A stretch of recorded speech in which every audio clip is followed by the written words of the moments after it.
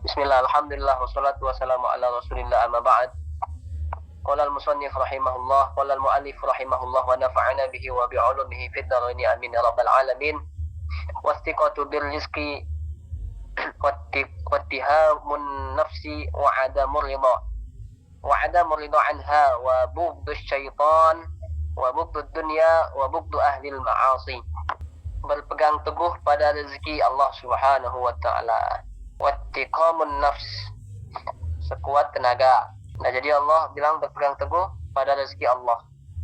Jaminan Allah disertai usaha sekuat tenaga.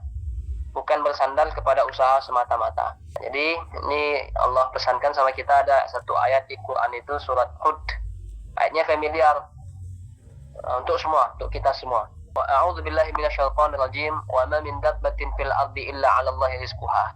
Wa ya'lamu mustaqarraha wa mustawda'aha kullun fi kitabim mubin, kata Allah. Tiada suatu hewan yang melata, binatang yang melata di muka bumi Allah Subhanahu wa taala illa 'ala Allahi rizquha, melainkan Allah memberi rezekinya. Wa ya'lamu mustaqarraha wa mustawda'aha, dan dia mengetahui tempat tinggal binatang itu dan tempat penyimpanannya. Kullum fi kitabim mubin, semuanya tertulis dalam kitab yang nyata. Jadi walaupun hewan melata, selagi dia keluar rumah, dapat keluar dari kandangnya, pergi dia mencari rezeki, dapat rezeki dia. Sedangkan kita sering daripada bolos, kanker. Nah, jelas kita kanker, misalnya kan kantong kering, berdiam juga kita mageran. Nah, itu ya kocak gitu kalau bahasa kita sekarang. Hanya berangan-angan saja dia, disuruh kerja malas dia. Oh, tekanan Pak, ya untuk sementara kamu ya kerja dulu lah sama orang, sembari kamu nanti bisa mandiri. Capek saya Pak disuruh-suruh orang, ya namanya kerja sama orang. Nah, untuk itu maka tahan-tahan dulu sambil kamu cari pengalaman. Ya, untung-untung kamu besok bisa jadi bos, sehingga dari pengalaman itu kamu bisa menilai, oh kayak ginilah kerja, kalau aku jadi bos besok nggak mungkin lah aku kayak gini kali, aku tersiksa kali. Tapi kalau nggak begini nanti di tes anggota dia kan rupanya anggotanya bolos, anggotanya banyak yang kurang kerjanya kalau dia nggak seperti hal yang dia rasakan saat sekarang ini. Maka kalau dari itu untuk menjemput rezeki ya kerja. Itulah kata Jokowi, Pak Jokowi, kerja. Tapi kita ini kerja, ada kerja keras, ada kerja cerdas. Kerja keras ya kamu gunakan tenaga kamu lah sampai kamu capek, sehingga ibadah kamu bisa terlantar. Pas kamu mau sholat itu hilang khusyuan kamu, hilang konsentrasi kamu karena udah capek. Zuhur pun misalnya mau sholat, dekat-dekat mau istirahat mepet dengan zuhur, akhirnya pas sholat mikirin kerja. Nah ini berat, tapi tidak mesti. Saya motivasikan kita semua di sini, kalau kita kanker ya kerjalah. Jangan kita rebahan, terus menghayal pengen punya Civic lah, Fortuner, Pajero, menghayal aja kita pengen rumah istana, tapi nggak kerja. Itu menghalu namanya. Maka ini nggak boleh. Kalau sekedar doa Pak gimana Pak? Ya doanya boleh, tapi kalau doanya udah menghalu ya kan, kalau aku nanti punya Civic lah, lumayan lah ya Allah. Aduh, ini janganlah. Itu namanya menghalu. Selagi kita keluar rumah untuk mencari rezeki, dikasih Allah. Hati-hati kalau perempuan juga. Kalau dulu memang syariatnya untuk perempuan bekerja ini ada, dalilnya ada, cuman jarang di masa-masa itu perempuan yang bekerja. Walaupun kita punya dalil kalau perempuan pengen berkarir, silahkan, boleh. Ada dalil kita beberapa, contoh Khadijah ya kan. Nah itu kan pengusaha, maka itu salah satu dalil wanita boleh bekerja di luar rumahnya untuk dunia. Nah, ini salah satu motivasi. Nah, teman-teman yang dimuliakan Allah Subhanahu wa taala, diwajibkan berburuk sangka. Diwajibkan berburuk sangka kepada ajakan nafsunya. Ini kata Allah, kata muallifnya, penulis kitab Sulam Taufik ini.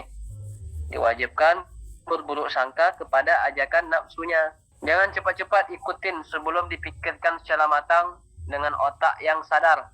Sebab kebiasaan mengikuti ajakan nafsu itu menyerumuskan kepada jurang kecelakaan. Ini tipis dia. Di hati itu tipis sekali apanya. Rasa godaan itu kita sadarnya nanti banyak kebelakangan. Saya banyaklah merasakan keputusan yang kita ambil karena nafsu, akhirnya kita merugi. Kemudian hal-hal yang itu nafsu, pada dasarnya nafsu, sadarnya belakangan, itu sering kita rasakan. Gimana mencegahnya, Pak? Memang yang nggak ada yang lain. Cara mencegahnya ya kata Habib Umar, banyak-banyak zikir sehingga nafsu itu tidak ada celahnya masuk ke dalam hati kita. Zikrullah kata Habib Umar. Kalau masih belum zikir, kadang kita dibisik nafsu, kita nggak sadar kalau itu nafsu gitu. Ya, nafsu di sini bukan seksual saja, tapi dalam keputusan itu apakah kehendak kita atau kehendaknya Allah atau Rasulullah. Nah, ternyata kita ambil keputusan itu melalui kehendak kita. Nah, dalil-dalil agama kita gunakan untuk keuntungan pribadi kita, untuk keuntungan golongan kita, untuk keuntungan majelis kita. Itu tidak boleh. Maksudnya gimana tuh, Pak? Misal dalam hal kebaikan ini tidak masalah, tapi dalam hal-hal keduniawi kita manfaatkan dalil, itu masalah. Sampai sekarang sejauh ini misalnya kayak saya penjual madu misalnya ke penjual parfum, hampir nggak pernah saya bawa dalil-dalil Nabi, dalil-dalil hadis, hampir nggak pernah. Ya, atau saya jual madu, hampir nggak pernah. Berarti pernah, cuman hampir nggak pernah kan gitu. Bagi saya dunia saja lah gitu. Maka untuk hal duniawi saya totalitas duniawi saja. Jangan sampai saya nih bawa dalil-dalil agama. Khawatir nanti orang awam bilang, oh itu dia bawa agama dalam usaha dia. Ya nggak apa-apa sebenarnya, memang harus bawa agama dalam usaha. Cuman saya meminimalisir orang-orang awam saja. Memandang kita nih nanti menjual agama dalam berdagang. Boleh loh, nggak masalah sebenarnya. Cuman pribadi saya ini melihat aspek kehidupan pada umumnya. Oh nih nanti kita kena nih. Nah, saya jagalah rambu-rambu itu. Bahkan kawan saya bilang, kau ini fokus dakwah aja lah, nggak usah jualan. Itu kawan saya yang ngomong kayak gitu. Jadwalmu udah banyak, ngajarmu udah banyak sana sini, ngapa juga jualan lagi? Malulah kita. Apa yang mau lu, saya bilang. Saya dakwah.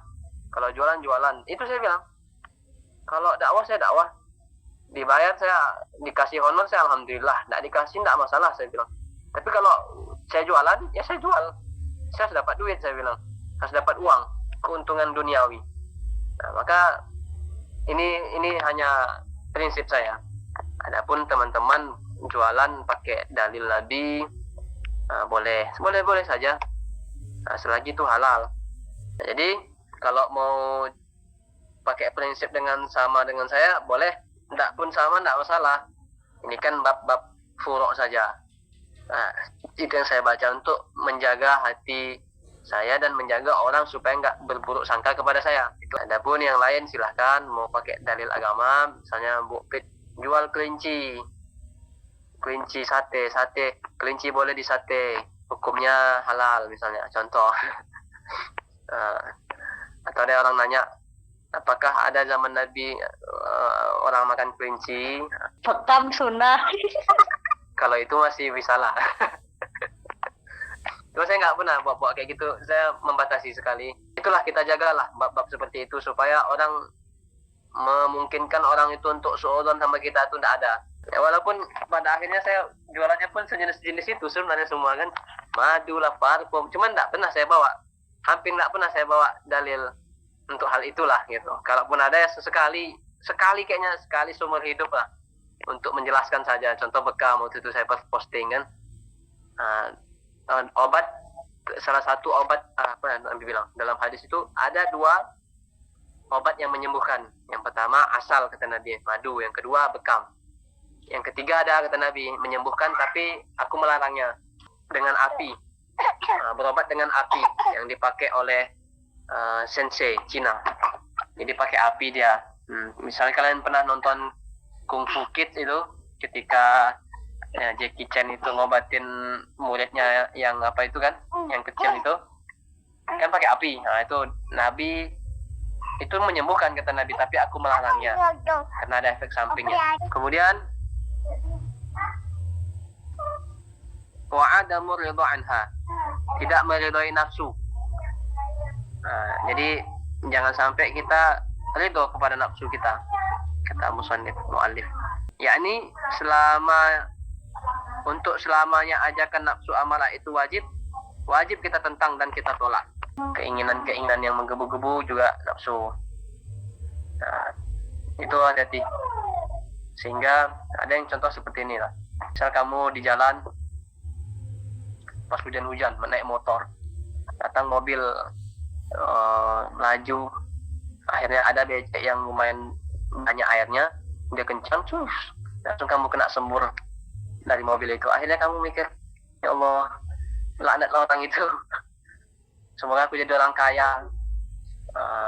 Apalagi yang bukit misalnya, atau yang dah menikah, sepasang pengantin kan, kena semprot mobil ketika hujan. Akhirnya, ya Allah, coba kita punya mobil, dendam, akhirnya dia menggebu-gebu pengen mendapatkan dunia, boleh, tapi dia meninggalkan sholat, lalai sholat, meninggalkan ngaji, jarang lagi ngaji, dia biasanya rajin ngaji.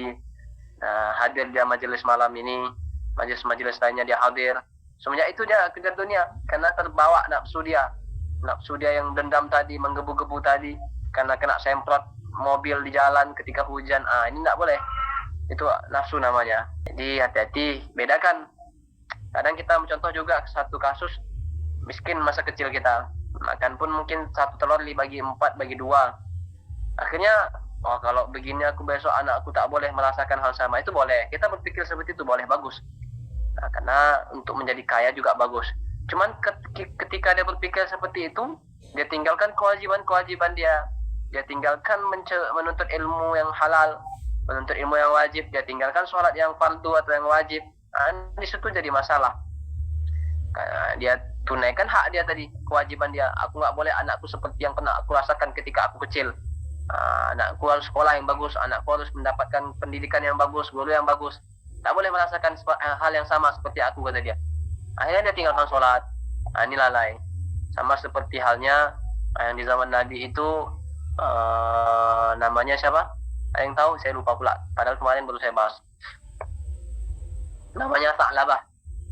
Sa'labah ini lumayan miskin. Miskin lah. Akhirnya minta doa sama Nabi, ya Rasulullah, mintakan aku kepada Allah kaya. Nabi nggak mau. Tapi dipaksa, akhirnya Nabi mau.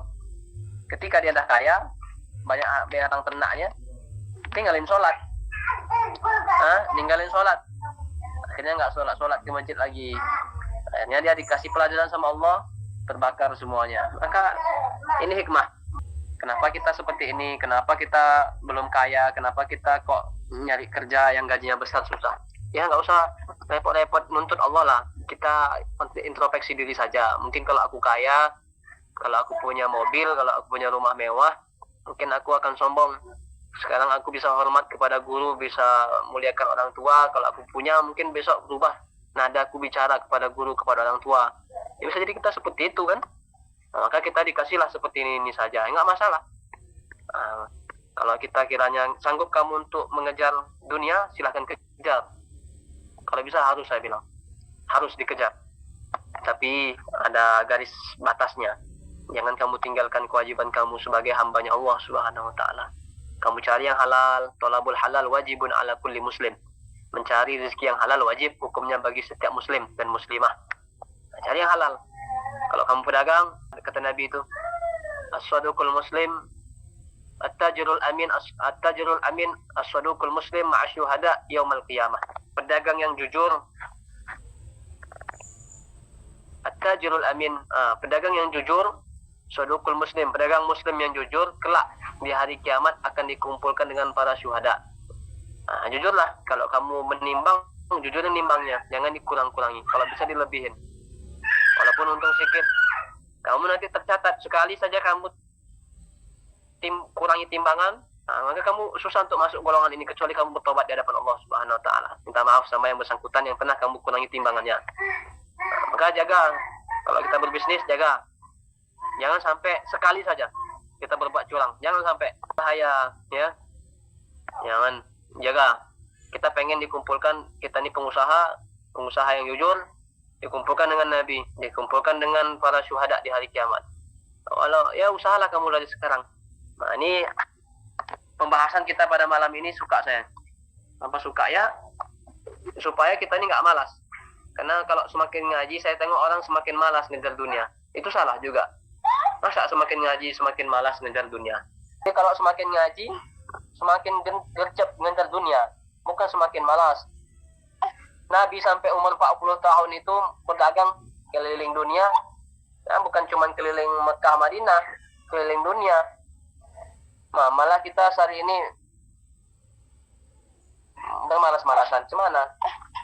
Atau kita pakai dalil aku pengen zuhud Ustaz.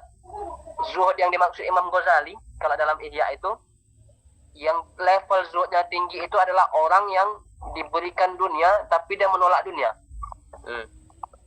Orang kaya yang zuhud terhadap dunia itu lebih afdal. Zuhud itu bukan orang miskin. Orang miskin zuhud biasa. Tapi kalau orang kaya zuhud itu baru luar biasa. Itu yang dimaksud Imam Ghazali. Ditawarkan dia dunia, masuk dunia ke tempat dia, ke dalam kehidupan dia, rumah mewah, mobil mewah, rezeki bini mewah, ya kan? Ditawarkan semua, dapat dia semua. Tapi dia berzuhud terhadap hal itu. Itu maksud zuhud yang dikategorikan Imam Ghazali yang paling utama. Kalau orang miskin, ya zuhud dia belum masuk kategori zuhud, melainkan dia mungkin warok, bisa lah. Warok ini apa? Terhindar dia dari rezeki yang haram, pencarian-pencarian yang haram, itu dia warok dia. Orang kaya pun bisa juga warok, terhindar dia dari pendapatan-pendapatan yang haram. Nah itu kalau zuhud umumnya kata Imam Ghazali itu ya dapatnya orang kaya. Orang kayak kita nih yang belum kaya, yang udah kaya ambil zuhud lah, kalian belajarlah zuhud. Tapi orang kayak kita nih belum lagi dibilang zuhud. Nanti ditanya orang, kok malas kerja, kok malas kau nyari uang? Aku berzuhud Ustaz. Itu bukan zuhud. Oke, teman-teman yang dimuliakan Allah Subhanahu wa ta'ala, kalau kita ingin menjadi orang yang saleh, diwajibkan mempelajari seluk-beluk ajakan nafsu dan godaan syaitan, sebagaimana yang dijelaskan oleh Imam Ghazali dalam kitab Minhajul Abidin. Dan dalam Ihya juga ada, wajib membenci syaitan yang selalu mengajak berbuat dosa dengan cara meninggalkan ibadah atau mengerjakan kemurkaan. Ajakannya ada kalanya melalui hati manusia. Kalau syaitan jin yang halus, ada kalanya pula melalui ajakan manusia. Kalau setannya berwujud manusia. Jadi setan itu ada yang berwujud memang wujud setan, ada juga yang berwujud manusia tapi punya sifat setan. Yang susah kita kadang wujud setan, sifat setan tapi berwujud manusia. Diajak minum khamar, minum mabuk, mau kita. Diajak ke tempat dugem, nanti aku traktir lah kau, kata dia. Berapa kau mau? Enak loh minumannya ini. Mau dia. Ini berat. Itu udah kadang sifat setan tapi wujudnya manusia. Ya, ini yang sering kita temui dan rata-rata susah orang melawan hal ini gitu. Karena teman dekat dia kadang ya sifat setan wujud manusia itu kan begitu. Teman-teman yang dimuliakan Allah Subhanahu wa ta'ala, yang kemudian wajib membenci dunia, yakni harta benda yang menghalangi ibadah kepada Allah, baik yang dapat menimbulkan kebimbangan hati atau harta benda yang tidak dipergunakan untuk beramal saleh. Imam Junaid Al-Baghdadi namanya, ulama besar, ulama sufi. Beliau itu pengusaha. Ketika ada orang kaya dermawan beli barang itu ke toko beliau, waktu itu udah mau masuk azan. Udah mau masuk azan. Lalu Imam Junaid ini mau nutup toko, tiba-tiba ada orang mau beli.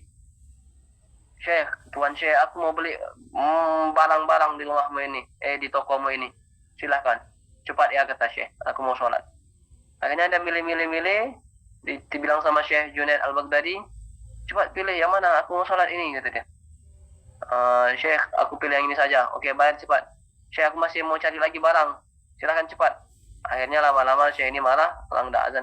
Yang biasanya beliau ini datang ke masjid itu sebelum azan, ini datang akhirnya dia masbuk.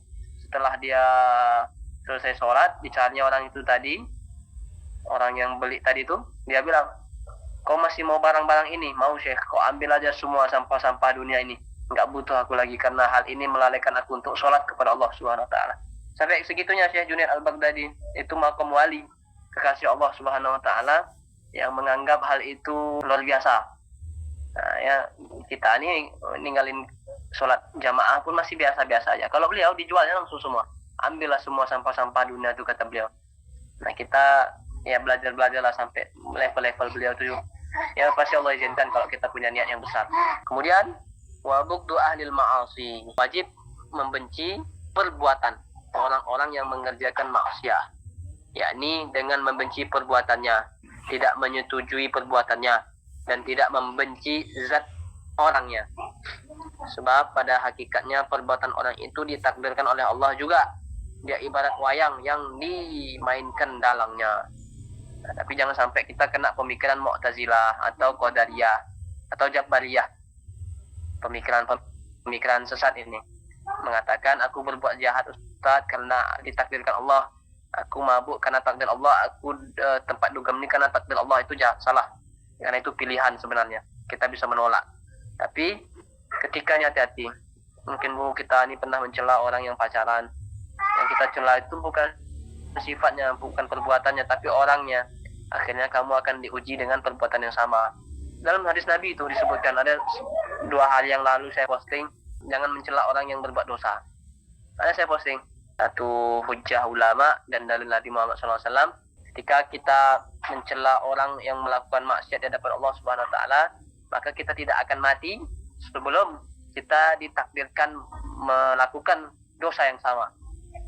Jadi tadi pasti kita pernah sadar, kita pernah mencela orang pacaran, akhirnya kamu pacaran karena kamu cela orangnya, bukan sifatnya. Sama seperti halnya ada kawan saya itu mencela LGBT. Memang harus kita cela sifatnya, tapi dia hinakan orangnya. Maksudnya itu hinakan dalam bentuk hal apa ya? Memang benci orangnya lah gitu. Muak kali aku nengok dia nih. Apa kali aku nengok dia? Orangnya. Akhirnya dia diuji. Kena LGBT juga dia. Itu kawan saya di Perawang tuh. Maka kita kalau benci sifatnya, kita adili orangnya, tapi kita sekarang benci sifatnya nggak apa-apa.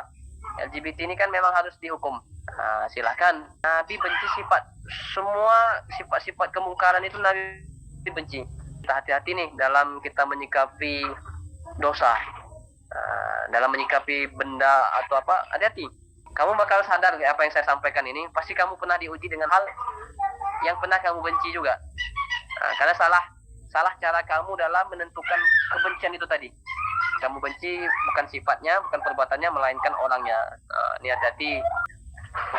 Udah sampai situ aja lah dulu. Kalau ada yang ingin ditanyakan silahkan. Gimitnya Ustadz Irfan itu kan membahas masalah rezeki itu Pak. Katanya beliau gini, kalau rezeki itu ada makomnya sendiri-sendiri. Itu apa ya? Kalau makom kita kan harus bersusah payah, bersungguh-sungguh, ikhtiar. Kalau makomnya yang udah tinggi pasti rezeki itu datang, kayak misalkan kiai gitu. Maksudnya rezeki datang sendiri kayak kiai, guru-guru kita, pokoknya yang levelnya tinggi-tinggi gitu. Maksudnya datang sendiri itu semisal ada orang yang datang ke rumah beliau nanti dikasih pesangon, bukan gitu, gimana ya? Iya, paham. Ya itu ada juga yang bawain beras kan, kita misalkan kalau ke rumah ulama kan nggak tangan kosong, maksudnya gitu apa ya? Rezeki kita ini ada levelnya. Level kita sekarang rata-rata itu di level tengah. Kita harus ikhtiar untuk menjemput rezeki. Berbeda dengan makom wali atau makom anak bayi, anak kecil. Dia nggak perlu cari rezeki dengan susah payah, dengan ikhtiar yang berlebih seperti kita. Dia datang sendiri. Nah, kan kalau makomnya anak bayi itu langsung disuapkan ke mulutnya. Tanpa dia harus bekerja. Maka anak bayi ini masih ada, kata guru saya itu, ada titisan makom-makom kewalian kalau anak kecil. Karena dia belum mengetahui dunia secara utuh. Kezaliman dunia belum tahu dia. Maka itu salah satunya, kalau kepada anak kecil nih kita harus sayang, minta doa, minta aminkan doa kita sama dia. Karena dia masih punya makom itu. Dari segi rezeki aja dia punya. Masih terjaga. Kalau di kita, jangan kita tiru. Nanti kita pakai yang seperti itu. Aku dah wali. Aku dah menjadi kekasih Allah. Maka itu ngehalu namanya. Nanti kamu mati kelaparan, akhirnya datang orang mohon maaf, orang non-muslim. Datang. Ini aku kasih kau 1M. Mau nggak kau jadi masuk ini agamaku, kata dia. Akhirnya salah kaji. Merasa wali, nggak cari rezeki. Akhirnya datang rezekinya mati. Kemudian kalau levelnya udah kekasih Allah, dia sudah itu tadi, intan surullah yansurukum wa yusabbit aqdamakum. Kamu tolong agama Allah, maka Allah akan tolong kamu. Nah, kiai-kiai, pimpinan-pimpinan pesantren, dia dapat rezeki dari Allah melalui santri-santrinya. Ya tentu yang datangkan santri-santrinya juga Allah Subhanahu wa taala. Mau belajar ke situ kan Allah yang mendatangkan dia dari uang SPP-nya lah. Atau nanti santrinya tamat dari situ, ada yang menjadi pengusaha, ada yang menjadi pejabat. Sehingga untuk pembangunan pesantren dari santrinya, alumni santrinya, itu kita nggak tahu. Nah, itu makanya salah satu dia mengorbankan kehidupan dia untuk mencapai level itu kan juga nggak main-main. Bertahun-tahun dia belajar, bertahun-tahun dia merasakan kemiskinan. Ketika dia merintis hal itu untuk di jalan Allah Subhanahu wa taala, akhirnya dia punya puncak di mana Allah sudah ridho kepada dia. Inilah saatnya kamu udah kuizinkan punya ini, sudah kuizinkan untuk menjaga ini, amanah harta ini, maka jaga baik-baik, kata Allah Subhanahu wa taala. Nah, kita belum diizinkan. Nah, apa kata guru saya Habib Muhammad? Contoh kayak beliau bangun masjid nggak selesai, belum selesai sampai udah tahun ke-5 atau tahun ke-6 gitu kan. Ya beliau bilang, ini ikhtiar kita. Kalau mau selesai cepat kita bisa cari dana ke pemerintah, ajukan proposal ke pemerintah, cair sekian, kata beliau. Cuman sampai sekarang kita ikhtiar, lambat-lambat, yang penting ini ikhtiar kita mengajarkan kita ini gigih, kerja keras. Jangan langsung seperti wali, merasa wali, kata beliau. Merasa wali, ya mati pantasnya kita masih di sini. Kalau kita punya masjid cepat mungkin lain cerita, kata beliau. Kalau kita punya masjid pondok pesantren cepat mungkin saya nggak akan seperti ini, nggak akan bisa ngajar keluar lagi, nggak akan keliling lagi ke di Riau ini, kata beliau. Nah, maka salah satu hikmahnya itu. Nah, maka kita lihat dari aspek-aspek lain, maka kita bersyukur kita masih di posisi ini, kita masih ikhtiar mencari rezeki, kita masih jumpa orang banyak, kita masih melihat orang lain, sifat-sifat orang lain yang kiranya kita nggak sama, yang kita anggap semua baik, ternyata masih ada yang buruk, ada yang busuk. Ya nggak masalah, itu cara Allah Subhanahu wa taala. Kalau kita nanti di atas, kita bisa jadi lebih berhati-hati. Itulah wallahu a'lam bishawab. Kita tutup dengan doa kafaratul majelis. Subhanakallahumma wa bihamdika asyhadu an la ilaha illa anta astaghfiruka wa atubu ilaik. Billahi taufiq wal hidayah. Assalamualaikum warahmatullahi wabarakatuh.